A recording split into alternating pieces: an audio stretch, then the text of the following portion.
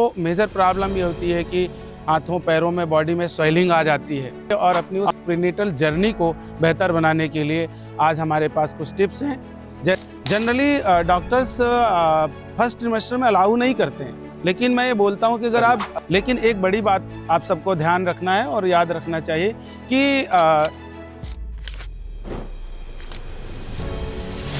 बहुत बहुत धन्यवाद। नमस्ते, प्रणाम। मैं हूँ योगाचार्य योगीराज करणदेव, दिव्य दर्शन योग सेवा संस्थान का संस्थापक और संचालक।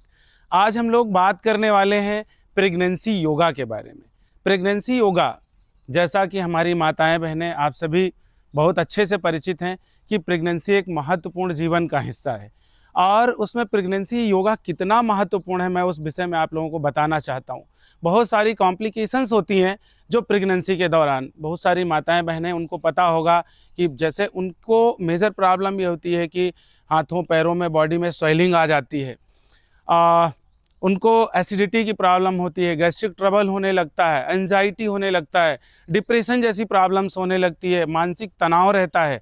ये जो बड़ी समस्याएं हैं प्रेगनेंसी के दौरान, और डाइजेशन में भी प्रॉब्लम होती है। तो इन सबको बेहतर करने के लिए, अच्छा करने के लिए, ठीक करने के लिए और अपनी उस प्रीनेटल जर्नी को बेहतर बनाने के लिए आज हमारे पास कुछ टिप्स हैं, जैसे कि मेडिटेशन, प्राणायाम यानी ध्यान की प्रक्रिया, जिसमें ब्रीदिंग का कुछ अभ्यास और आपके डाइजेशन, इस विषय में बात करना है।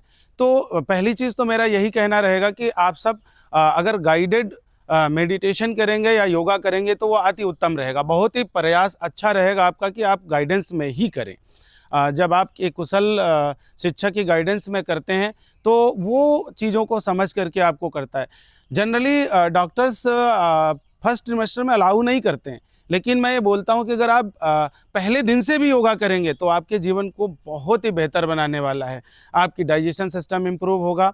उसके लिए आपको कुछ छोटे छोटे सूक्ष्म व्यायाम, छोटे छोटे आसन करना है, स्ट्रेचिंग करना है। हस्त उत्तानासन, पाद हस्तासन, मार्जरी आसन, त्रिकोण आसन, स्ट्रेट स्ट्रेचिंग यानी कि ताड़ आसन, इस तरह के अभ्यास कर सकते हैं। बैठ करके भी कुछ अभ्यास किए जा सकते हैं। और ब्रीदिंग प्रैक्टिसेस में मैं बताऊंगा अनुलोम विलोम, भ्रामरी और ओम जैसे। परंतु यही अभ्यास अगर एक गाइडेंस में किए जाते हैं तो उनका जो परिणाम है वो बहुत ही बेहतर आता है। आप चाहें तो हमारे से संपर्क कर सकते हैं इन सभी विषयों पे बात करने के लिए, अपनी बेहतर गाइडेंस के लिए, अपनी प्रीनेटल जर्नी को बेहतर करने के लिए। आपको अगर लगता है कि प्रेगनेंसी आपके जीवन में भी बहुत महत्वपूर्ण हिस्सा है तो आप हमारे नंबर्स पर, हमारे चैनल्स पर, हमारी वेबसाइट पे जाकर के या हमारे फिजिकल एड्रेस पे आकर के हमसे संपर्क कर सकते हैं।